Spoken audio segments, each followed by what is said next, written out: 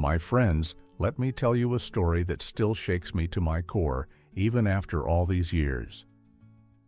I'm Chaim, born in Odessa back in the old days, before the world turned upside down, and I found my way to Israel.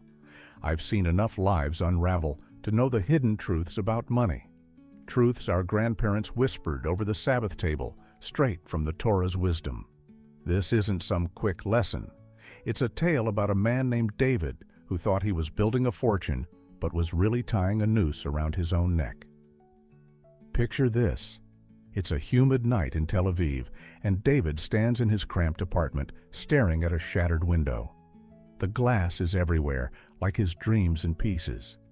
His hands tremble as he clutches an empty wallet, the leather worn thin from too many desperate searches. He grabs a knife, not to hurt anyone, but to cut through the stack of bills piled on the table, those cursed papers that promised freedom but delivered chains. One slip, and the blade nicks his finger, blood dripping onto the floor like tears he can't shed. Why? Because in that moment, David realizes he's not just broke. He's lost everything he loved for the illusion of wealth. The street noise outside fades into a roar in his ears, and he whispers to the empty room, "How did I get here?" David slumps into a chair, the kind with faded cushions that once held family gatherings. His mind races back, not to explain, but to grasp the mess around him. The apartment smells of stale coffee and regret. The fridge hums emptily, mocking him. He glances at a faded photo on the wall. His wife Sarah, smiling with their son Isaac, both gone now because of his choices. Sarah's eyes seem to accuse him. "You chase shiny things, and we paid the price." Then his gaze falls on something odd, out of place amid the clutter. An old silver coin from his grandfather's time in the Polish shtetl. It's tarnished, heavy in his palm, the kind you don't spend, but keep close, like a talisman. His grandfather had clutched one just like it during hard winters, saying it was a reminder from the Torah that true value isn't in spending, but in holding on. But David?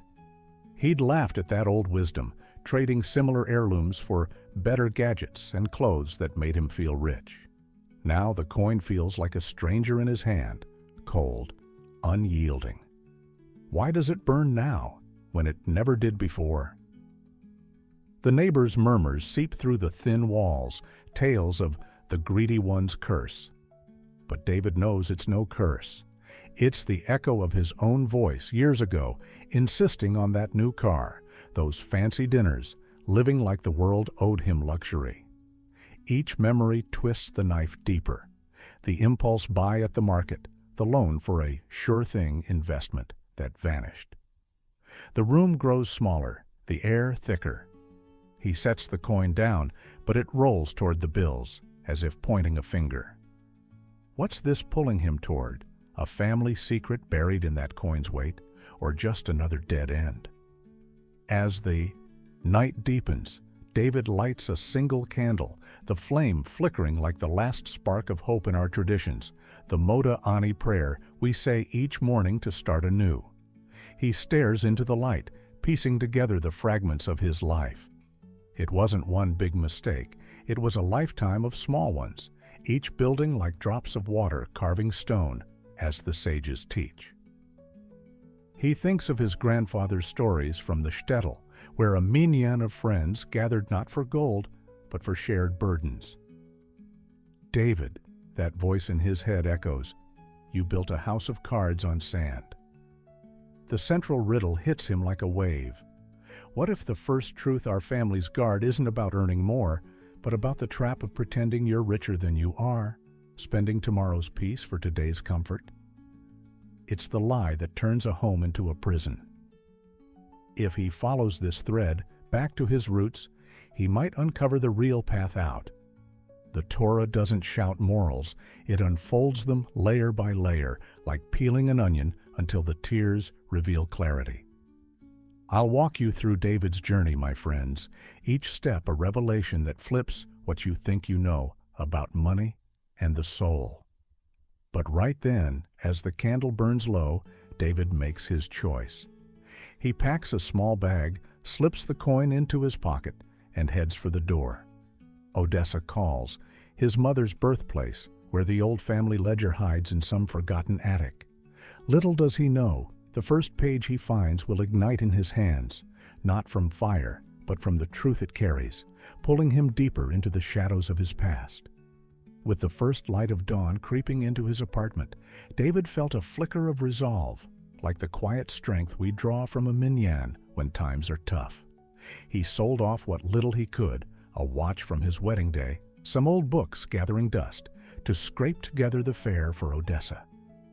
The journey across the sea was bumpy, the kind that rattles your bones and stirs up old memories, but David clung to that silver coin in his pocket, whispering to himself, "This is the start, grandfather. Show me the way." Landing in Odessa, the salty air hit him like a hug from the past, my own birthplace where the Black Sea whispers secrets to those who listen. He tracked down Aaron, a distant cousin twice removed, living in a weathered flat above a market stall. Aaron was a wiry man with eyes like polished stones, the sort who'd haggle over a kopeck but share his last piece of challah. Come in, Aaron said, pulling David into a chair by a flickering bulb. Over strong tea, Aaron leaned in, his voice low as if sharing Torah secrets. "Your grandfather taught me one thing about money. Don't let it fly away like a bird on the wind. Impulse is the thief in the night. It steals your future one shiny trinket at a time." David nodded, the words sinking in like rain on dry earth. He'd always grabbed what caught his eye at the bazaar, a new shirt because it felt good, a gadget because it promised ease, never pausing to ask if it served his soul.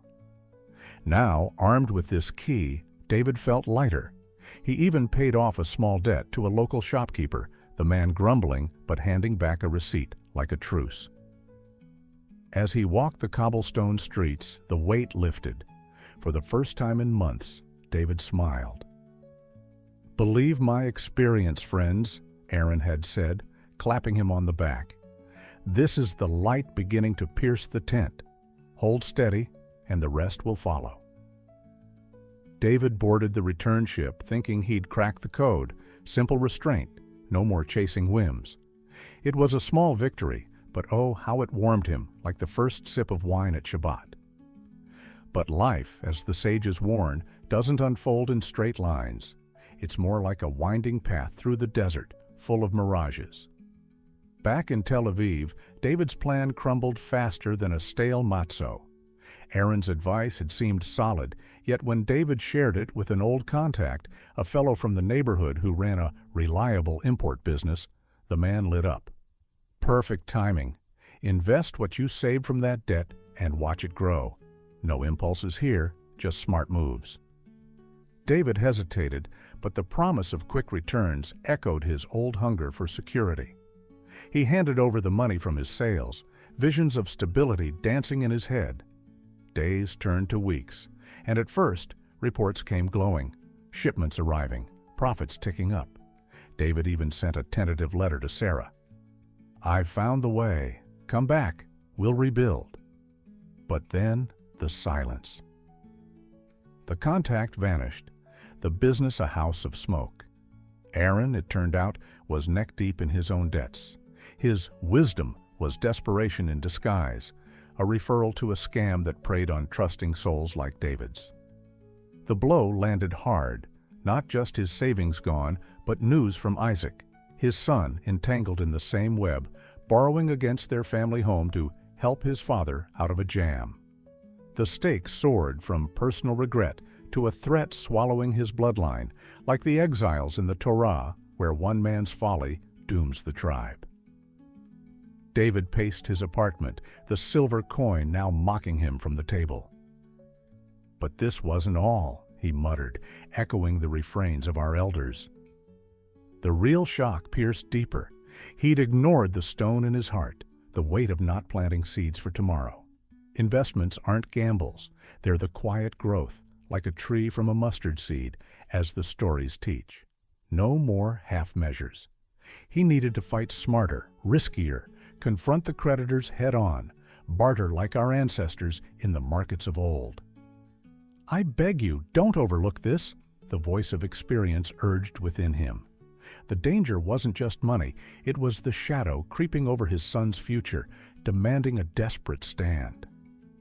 Gathering every ounce of grit left in him, David stormed back into the fray, his plan forged in the fire of that mid-journey betrayal. He tracked down the main creditors, a stern banker named Levi, and a cluster of shop owners who'd extended too much credit in kinder days. Armed with Jewish cunning, as grandfather called it, the art of the deal, patient and unyielding like haggling over spices, David met them one by one.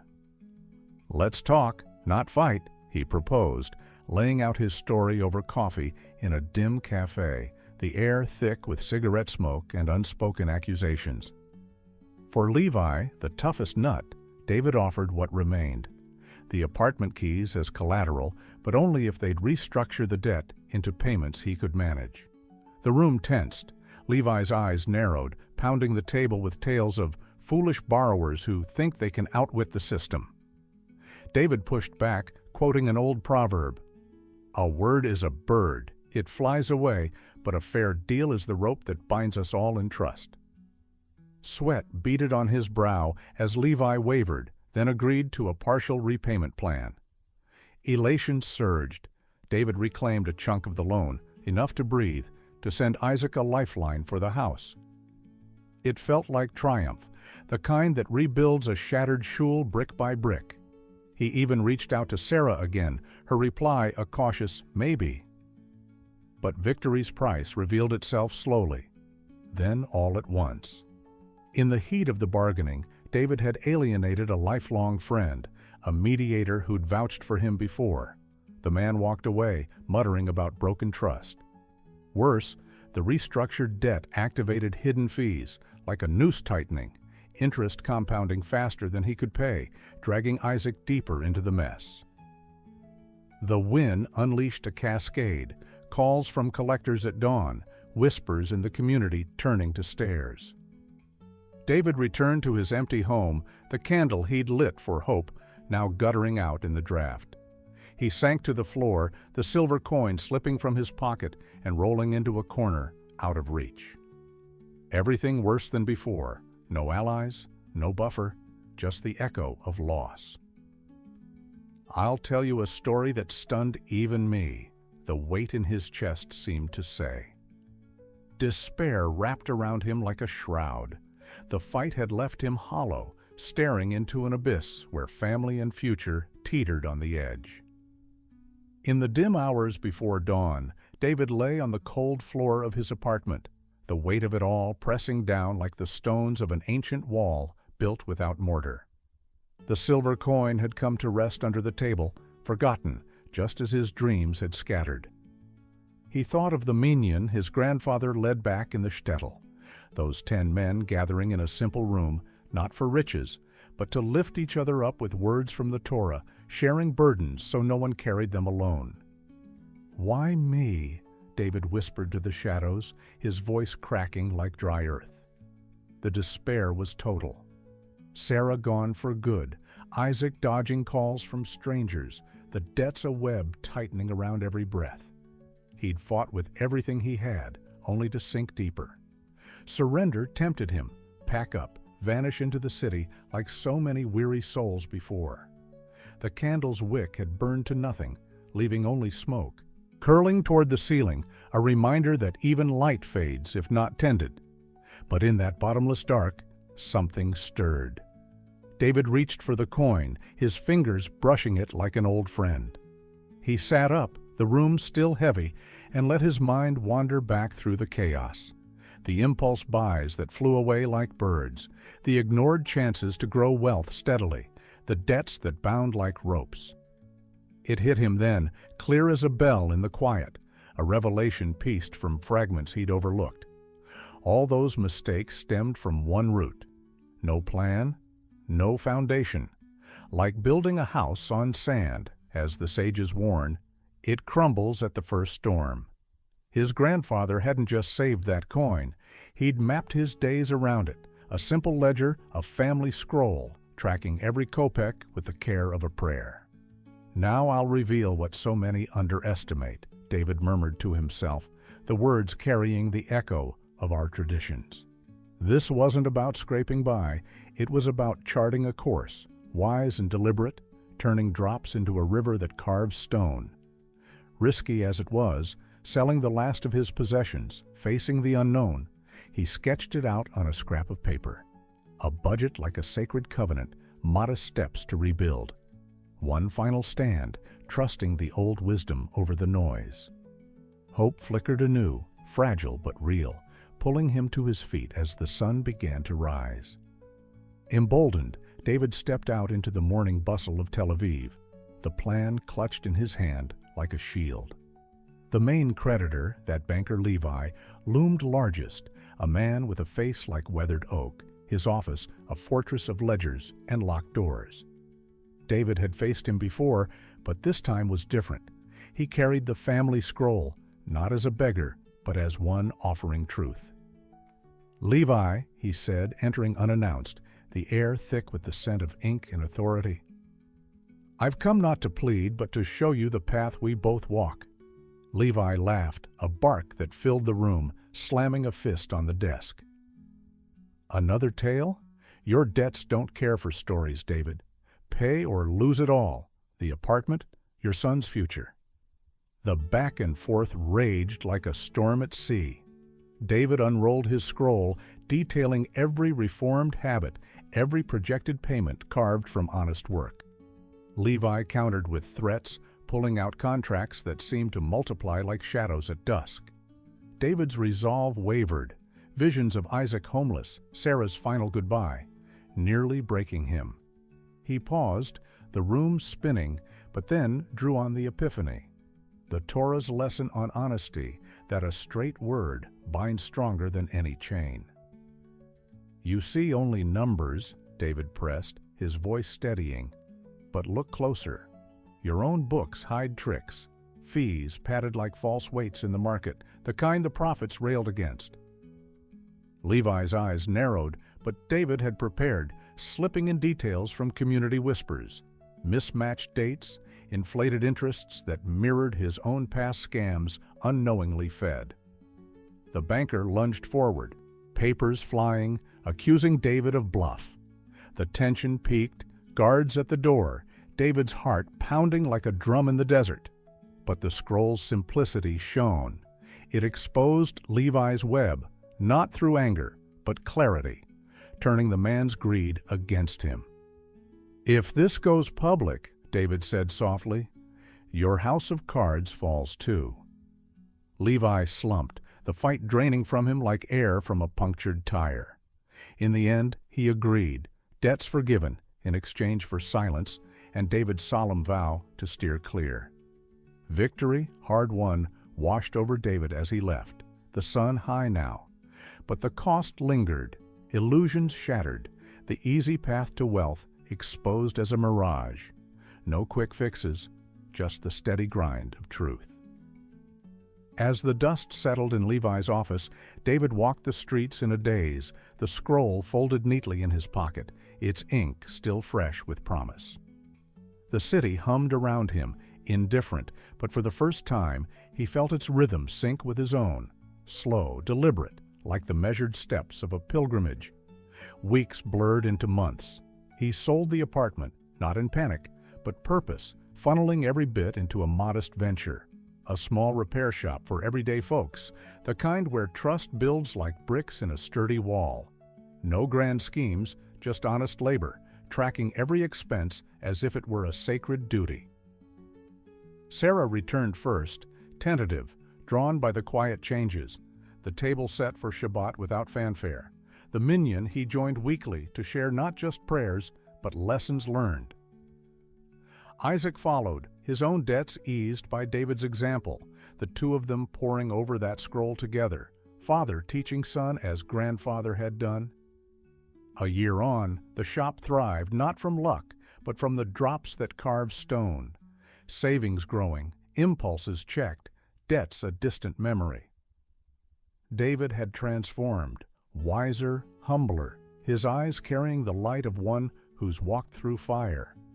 He sat often by the window now, no longer shattered, watching the world with gratitude. The silver coin rested on the mantel beside a new candle, always ready to light. "Believe me," he'd say to visitors, his voice warm as fresh bread, "this changes everything, not just the purse, but the heart." And in that simple scene, the story finds its quiet close. A man, a coin, a flame, symbols of a life reclaimed, one truthful step at a time. In the soft glow of evening, David sat with Sarah and Isaac around the simple wooden table, the aroma of fresh-baked challah filling the air like a gentle embrace from the past. The shop had closed for Shabbat, its shelves tidy and promising, no longer a battleground, but a sanctuary. Levi's shadow had faded into distant memory, the debts dissolved like mist under the sun. Sarah's hand rested on David's, her smile tentative yet real, while Isaac laughed over a shared joke, the first in too long. The silver coin gleamed on the mantel, a quiet sentinel beside the lit candles, their flames dancing without fear of wind. "At last, this nightmare is over," David said softly, raising a glass of wine, his voice steady with the peace of hard-won ground. The room wrapped around them like a warm shawl, the world outside hushed, as if the universe itself had exhaled. For that moment, everything felt whole, family mended, future steady, the lessons etched into their lives like inscriptions on an old Torah scroll. But in the quiet that followed, as the candles burned lower, David picked up the coin again, turning it over in his calloused hands. A faint scratch on its edge caught the light, one he'd never noticed before, a mark from his grandfather's pocket, worn smooth over decades.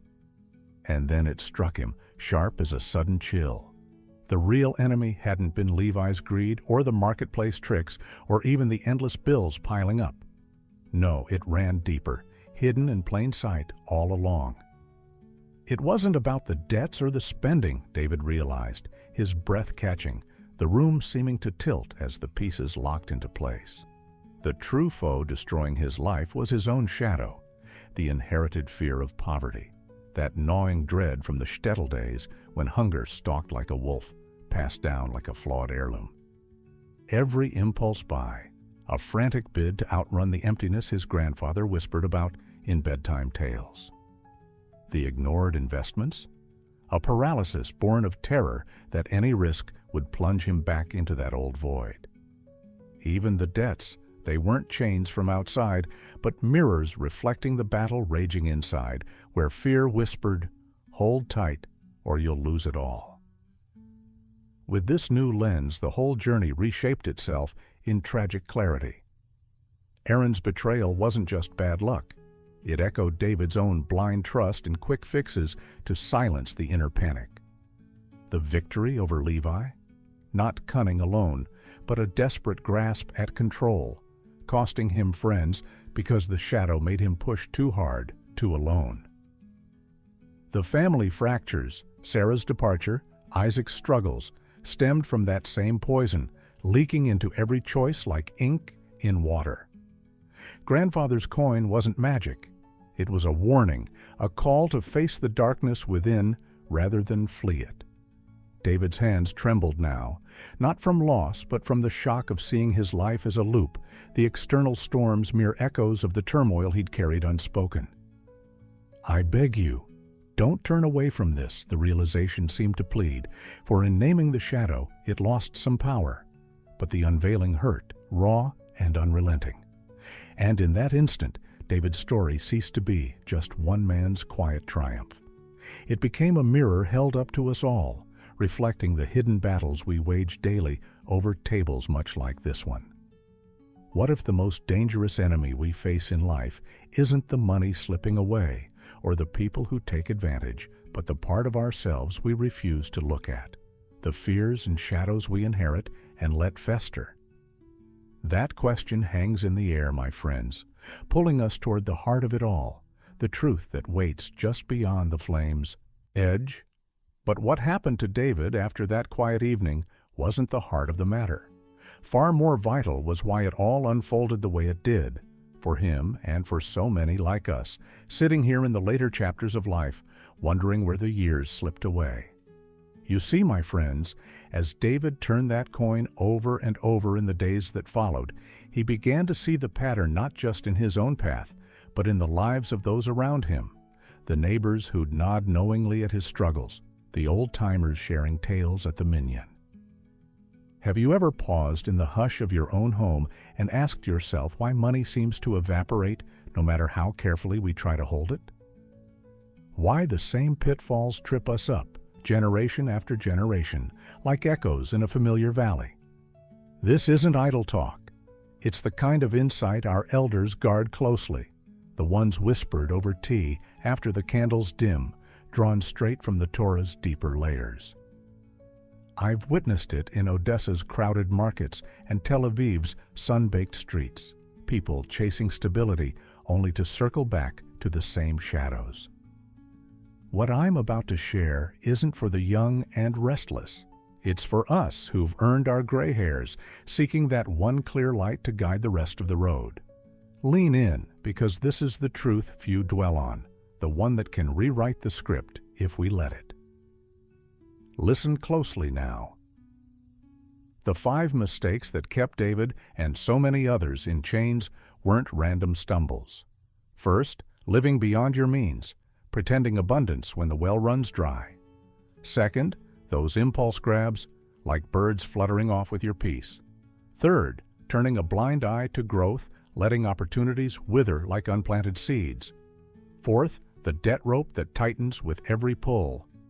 And fifth, drifting without a map, building on sand instead of stone. But here's the secret, the one that stunned even me after years of watching lives unfold. Our minds don't choose the best road. They cling to the familiar one, the worn path of fear we inherit like an old coat, too tight and threadbare. David's whole saga was that loop, the poverty shadow from his grandfather's stories, replaying in every decision until he faced it head-on with honest eyes. And just the same, each of us walks that circle, doesn't it? The worry that whispers, save it all or lose everything, turning caution into paralysis or pushing us to overspend just to drown the quiet dread. It's not the world that's rigged against us.